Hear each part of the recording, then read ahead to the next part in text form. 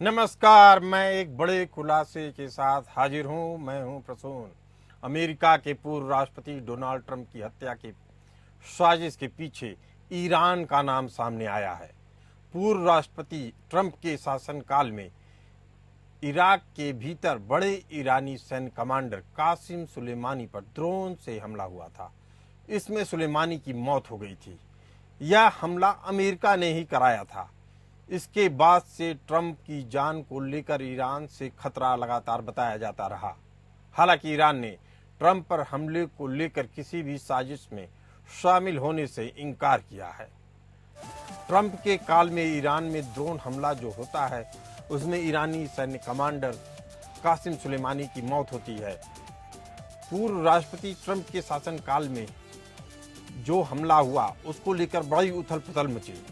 इसमें ईरानी सैन्य कमांडर सुलेमानी की मौत हो गई थी और यह मान लिया गया था कि यह अमेरिका की ही साजिश है। इसके बाद से लगातार ट्रंप की जान को लेकर ईरान से खतरा बताया जाता रहा है। व्हाइट हाउस ने कहा कि यह खतरा ईरान की सुलेमानी की हत्या का बदला लेने की इच्छा के कारण पैदा हो रहा है। ईरान ने इन आरोपों को पूरी तरह से निराधार और विद्वेषपूर्ण बताया। संयुक्त राष्ट्र में ईरान के एक प्रवक्ता ने इसी के साथ ट्रंप को एक अपराधी भी बताया। ईरान ने इस मामले पर कहा कि ईरान के दृष्टिकोण से ट्रंप पर एक अपराधी हैं जिन पर जनरल सुलेमानी की हत्या के आदेश देने के लिए मुकदमा चलाया जाना चाहिए। ट्रंप को कानून की अदालत में दंडित किया जाना चाहिए। ईरान ने उन्हें कटघरे में लाने के लिए कानूनी रास्ता चुना है। गौरतलब है कि 13 जुलाई 2024 को रैली को संबोधित करते समय ट्रंप पर एक 20 वर्षीय हमलावर ने गोलियां बरसा दी। उसको हालांकि मौके पर ही मार गिराया गया। अब ये देखते हैं कि आखिर कैसे अमेरिका के पूर्व राष्ट्रपति की सुरक्षा हो रही थी जिसमें यह सेध लगी। आपको बता दें कि अमेरिका की राष्ट्रपति की सुरक्षा बड़ी महत्वपूर्ण होती है। अमेरिका के राष्ट्रपति जो बाइडेन की आधिकारिक कार को द बीस्ट कहा जाता है। यह अत्यधिक सुरक्षित और तकनीकी रूप से उन्नत लिमोजिन है जिसे विशेष रूप से अमेरिकी राष्ट्रपति की सुरक्षा के लिए डिजाइन किया गया है। बख्तरबंद बॉडी द बीस्ट की बॉडी पूरी तरीके से बख्तरबंद है जो इसे गोलियों, विस्फोटों और अन्य खतरों से बचाती है। Bullet proof Windows, run flat tyres और जबरदस्त कम्युनिकेशन सिस्टम के जरिए अमेरिकी राष्ट्रपति कहीं भी हों वे सुरक्षित और निर्बाध रूप से संवाद कर सकते हैं, कम्युनिकेशन अपने लोगों से कर सकते हैं। कार में हवाई हमले से बचाव के भी उपकरण लगे हैं जैसे कि सीलिंग सिस्टम जो गैस अटैक से सुरक्षा प्रदान करता है। इसमें एक मिनी फायर फाइटिंग सिस्टम भी होता है। लगभग 3 से 4 मील प्रति गैलन की कीमत पे यह गाड़ी चलती है। द बीस्ट की अनुमानित कीमत करीब 1.5 मिलियन यानी 11 करोड़ रुपए की जाती है। अब इसकी तुलना प्रधानमंत्री मोदी की सुरक्षा से की जाए तो पता चलेगा कि अमेरिका की तुलना में हम भारतीय कितने अलर्ट हैं। पीएम मोदी की सुरक्षा के दौरान सार्वजनिक कार्यक्रमों में उनकी चारों ओर स्पेशल प्रोटेक्शन ग्रुप कमांडो की टीम रहती है जो हमेशा अलर्ट पे रहती है। एसपीजी आधुनिकतम तकनीक, बुलेट प्रूफ वाहनों, जैमर, ड्रोन आदि का इस्तेमाल करती है। भारत में पीएम की सुरक्षा में लगे स्पेशल प्रोटेक्शन ग्रुप में करीब 3000 जवान विशेष रूप से प्रशिक्षित कमांडो होते हैं। इनकी ट्रेनिंग में फिजिकल फिटनेस, हथियार चलाने की महारत और अन्य सुरक्षा तकनीकों का इस्तेमाल होता है। भारत के प्रधानमंत्री को 24 घंटे इनके घेरे में रहना होता है। पाकिस्तान सहित मुस्लिम देशों के कट्टरपंथियों के निशाने पर पीएम मोदी सहित वो तमाम राष्ट्राध्यक्ष होते हैं जो इस्लामिक कट्टरपंथ को जड़ से खत्म करने की कवायद में लगे हुए हैं। इसके लिए राष्ट्राध्यक्षों की सुरक्षा के लिए विशेष तैयारियां की जाती हैं। वहीं अमेरिका के राष्ट्रपति की सुरक्षा सीक्रेट सर्विस द्वारा की जाती है जिनके पास भी उच्च स्तरीय प्रशिक्षण और तकनीक होती है।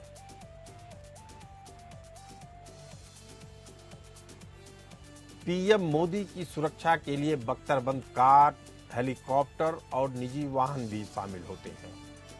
इसमें विमान भी शामिल होते हैं। कमांडो के पास बेल्जियम से आयातित 3.5 किलोग्राम की एक राइफल होती है। वे 1 मिनट में 850 राउंड फायर करने में सक्षम होते हैं। उनकी रेंज 500 मीटर तक होती है, यानी आधे किलोमीटर तक।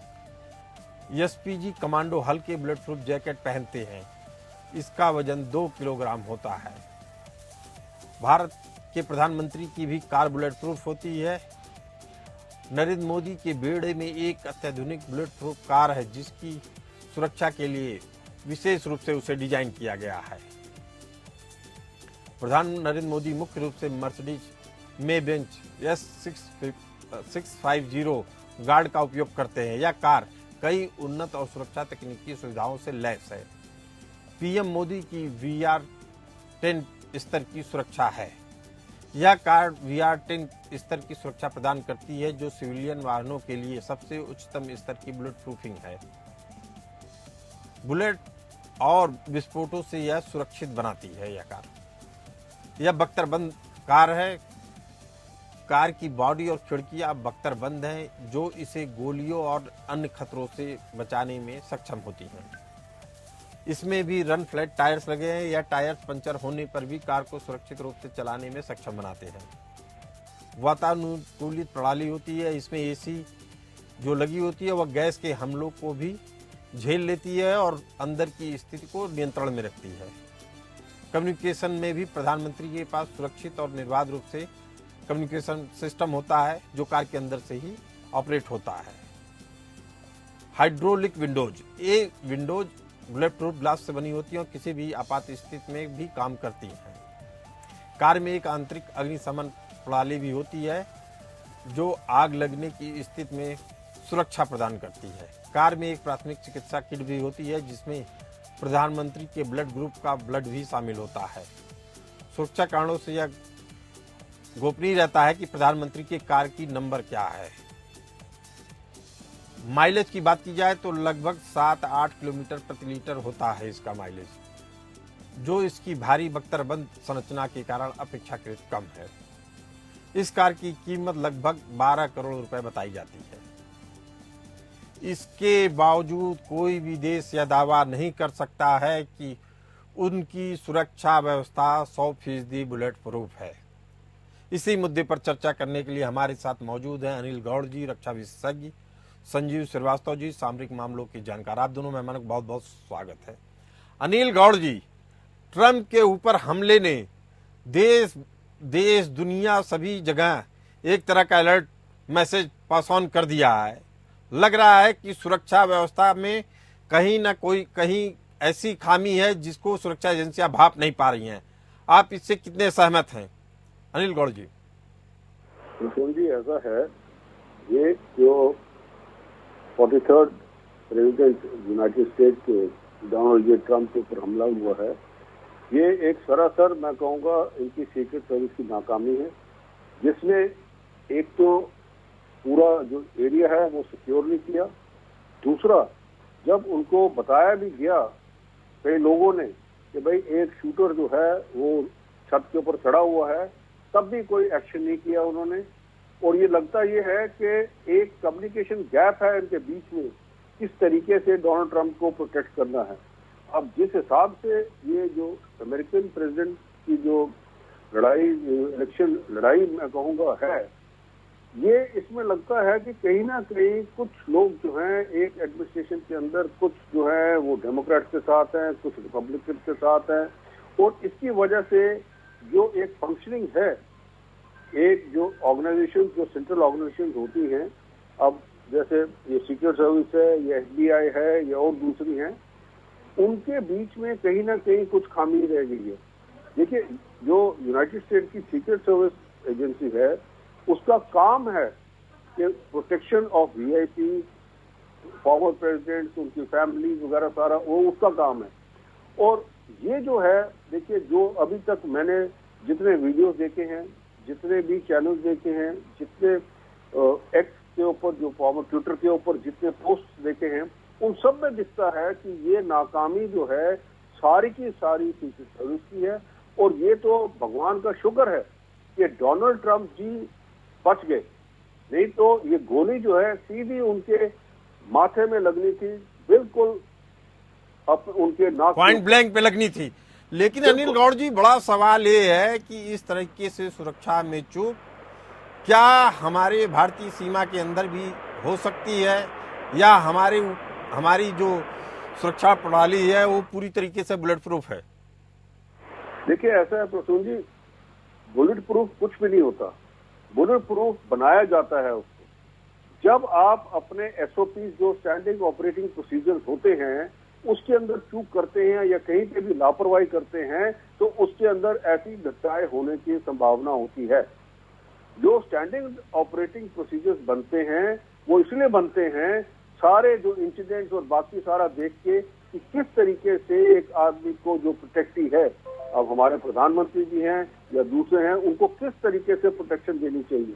आप देखिए इंदिरा गांधी जी की असैसिनेशन हुई, उस टाइम उनको कहा भी था कि भाई जो आपने अपने सिक्योरिटी डिटेल में जो आदमी रखे हैं वो ठीक नहीं है, उनको आपको बदल देना चाहिए, पर उन्होंने नहीं सुनी, जिसकी रिजल्ट में आपने देखा रिजल्ट क्या हुआ उसका। इसी हिसाब से जब भी कोई असैसिनेशन होती है, आप राजीव गांधी जी की असैसिनेशन ले लीजिए, उसमें भी आप देखिएगा कि जो उसकी विजुअल्स हैं और जो सारा वो इलेक्शन रैली का जो सारा सिस्टम था उसके अंदर कोई वहां पे सिक्योरिटी सर्विस का कोई मतलब की प्रोटेक्शन उस हिसाब से थी नहीं।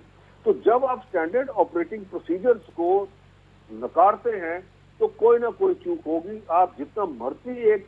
अनिल गौड़ जी, एक बड़ा सवाल ये भी है कि मीडिया के हवाले से ऐसी खबरें आई कि जो स्पेशल प्रोटेक्शन ग्रुप में खासकर ट्रम्प के उसमें थे जो लोग, उन लोगों ने अपने अधिकारी से बोला था कि एक आदमी हथियार लेकर आगे बढ़ रहा है, क्या मैं इसको शूट कर दूं।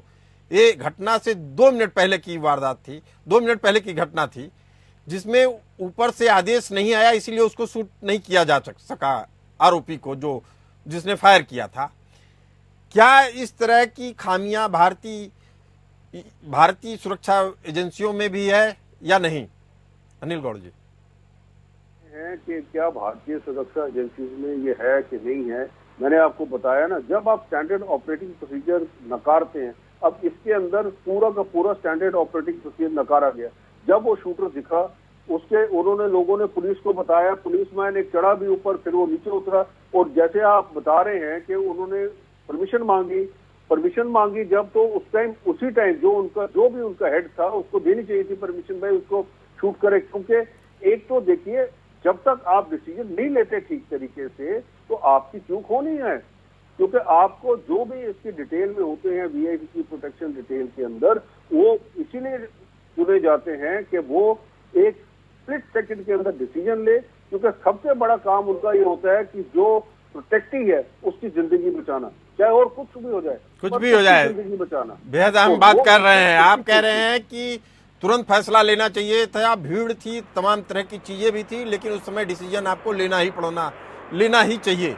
हमारे साथ सामरिक मामलों के जानकार संजीव श्रीवास्तव जी है। संजीव जी, भारत की बात की जाए या अमेरिका की या किसी भी अन्य देश के राष्ट्राध्यक्ष की, एक बात तो साफ है, उसको 4 तरफ से मुकाबला करना पड़ता है। एक आतंकवादियों का डर है, दूसरा अंदर के कट्टरपंथियों का डर है, तीसरा राजनीति के साजिशकर्ताओं का डर है, और 5वां जो अपने देश के हित में फैसले लेते हैं उससे असंतुष्टों का डर होता है। ऐसे में विदेशी ताकतें और अंदर की ताकतें जब मिल जाएं तो एक बड़ा थ्रेट परसेप्शन क्रिएट हो जाता है। क्या ऐसे थ्रेट परसेप्शन भारत में भी क्रिएट हैं, और हमें अगर ऐसे थ्रेट परसेप्शन हैं तो हमें किन देशों से सतर्क रहना चाहिए, किन लोगों से सतर्क रहना चाहिए? संजीव जी, देखिए भारत में भी इस तरीके की जो हिंसा की जो घटनाएं हैं जिसमें कि टॉप लीडरशिप को टारगेट किया जाने का एक इतिहास रहा है। यूनाइटेड स्टेट्स ऑफ अमेरिका में हम जानते हैं कि राष्ट्रपति ट्रंप के ऊपर जो हमला हुआ है उसके पहले रोनाल्ड रीगन के ऊपर भी हमला किया गया था। 1968 में वहाँ के एक बहुत बड़े सिविल राइट रीडर और नोबेल शांति पुरस्कार विजेता मार्टिन लूथर किंग की हत्या की गई थी। उसके पहले 1963 में जॉन एफ कैनेडी जो वहाँ के राष्ट्रपति थे उस समय, उनकी हत्या कर दी गई थी। 1865 में अब्राहम लिंकन की हत्या कर दी गई थी। तो अमेरिका में जिस तरीके का राजनीतिक हिंसा का इतिहास है, उसी तरीके का राजनीतिक हिंसा का इतिहास अपने देश में भी रहा है। हमारे राष्ट्रपिता महात्मा गांधी की हत्या 1948 में हुई। उसके अलावा श्रीमती इंदिरा गांधी, श्री राजीव गांधी और पंजाब के जो मुख्यमंत्री बेअंत सिंह और ऐसे अनेक जो कई ऐसे नेताओं की जो हत्या है वो साजिश के तहत की गई थी। तो ये भारत के लिए भी खतरा है और भारत को भी इससे सबक लेने की आवश्यकता है। वर्तमान में मैं यहाँ पर अवश्य जिक्र करना चाहूंगा कि भारत के प्रधानमंत्री श्री नरेंद्र मोदी जब 2022 5 जनवरी के दिन जब वो भटिंडा एयरपोर्ट से फिरोजपुर की तरफ जा रहे थे, तो एक ओवरब्रिज पे उनके काफिले को लगभग आधे घंटे तक रुकना पड़ा, क्योंकि उस काफिले के उस ओवरब्रिज के अंत में 300 लोगों की उग्र भीड़ ने उनके काफिले को रोक लिया था। और ये जो घटना थी, ये प्राइम मिनिस्टर मोदी की जो सिक्योरिटी को लेकर के बहुत बड़ा ब्रीच था, एक सेध थी। और उसके बाद से हम जानते हैं कि सुप्रीम कोर्ट, भारत की सरकार ने और प्राइम मिनिस्टर मोदी ने इसके संदर्भ में पंजाब की जो चन्नी की सरकार थी उनसे गहरी आपत्ति दर्ज की थी और सुप्रीम कोर्ट के निर्देशानुसार एक कमेटी गठित की गई थी। और अब ऐसी रिपोर्ट है कि उसकी रिपोर्ट भी आ गई है और 3 पंजाब सरकार के जो तत्कालीन 3 शीर्ष पुलिस अधिकारी थे, जो उसमें डीजीपी भी वहां के शामिल थे, उनके ऊपर अब एक्शन लिया जा रहा है। तो ये भारत के प्रधानमंत्री श्री नरेंद्र मोदी की जो सुरक्षा है उसके संदर्भ में भी एक यहाँ पर ब्रीच की घटना। संजीव जी, सवाल ये है कि इतनी घटनाओं के बाद भी भारत को किन देशों से सतर्क रहने की जरूरत है? क्योंकि आजकल की जो रणनीतियां बन रही है, कोई भी देश सामने नहीं आता है। वो आपके देश के अंदर ही अलगाववादी तत्वों को, आतंकवादी तत्वों को बढ़ावा देता है और सुनियोजित तरीके से तैयार करता है और उसके बाद हमले करवाता है। इसी कारण से ईरान पे भी सवाल खड़े हो रहे हैं। अपने देश में इसकी कितनी संभावना है संजीव जी? अपने देश में भी ऐसी संभावनाएं और आशंकाएं हैं और थ्रेट परसेप्शंस बड़े हैं, चाहे वो आतंक परस्त पाकिस्तान के द्वारा की जाने वाली साजिशें हों या चाइना का जिस तरीके से भारत को घेरने का, भारत को अस्थिर करने की उसकी साजिशें रहती हैं, जो अनेक आतंकी तत्व हैं उनके द्वारा जो साजिशें रची जाती हैं। श्री राजीव गांधी की हत्या आप जानते हैं कि एलटीटी के आतंकियों के द्वारा की गई थी, वो विदेशी साजिश थी। और इसी तरीके की जो साजिशें हैं भारत के वर्तमान प्रधानमंत्री और विश्व नेता श्री नरेंद्र मोदी, जो कि पूरे विश्व में एक बहुत बड़ी इमेज रखते हैं, उनके विरुद्ध भी रची जा सकती है। और इसको ध्यान में रखते हुए भारत के आंतरिक सुरक्षा की स्थितियों को और बाहरी सुरक्षा की स्थितियों को जो चैलेंजेस है उसको ध्यान में रखते हुए हमारे प्रधानमंत्री श्री नरेंद्र मोदी की जो सुरक्षा है वो उसके संदर्भ में लगातार एक अत्यधिक सतर्कता बरतने की आवश्यकता है।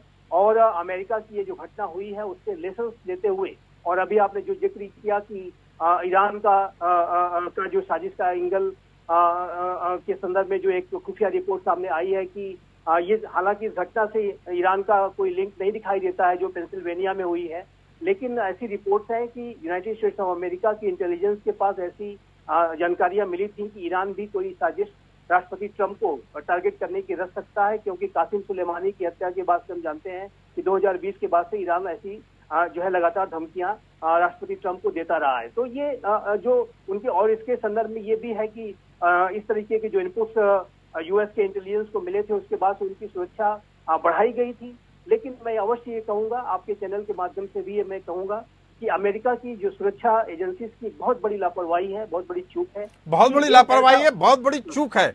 लेकिन जिस तरीके से भारत, अमेरिका, इजराइल, रूस एक साथ आ रहे हैं, कहीं ना कहीं जो हमले ट्रंप के ऊपर हो रहे हैं या होने वाले हो सकते हैं, उसकी जद में भारत भी है और भारत के प्रधानमंत्री भी हैं। इस बात से कितना सहमत हैं आप? और क्या ये गठजोड़ का नतीजा है या भारत को ही केवल टारगेट किया जाएगा? संजीव जी, आतंकवादियों के द्वारा विश्व के ऐसे सभी नेताओं को टारगेट किया जा सकता है जो कि आतंकवाद के खात्मे के लिए लड़ाई लड़ रहे हैं। भारत के प्रधानमंत्री के नेतृत्व में ये जो नया भारत है और स्वयं भारत के प्रधानमंत्री श्री नरेंद्र मोदी आतंकवाद के विरुद्ध बहुत ही सख्त स्टैंड लेने वाले लीडर के रूप में जाने जाते हैं।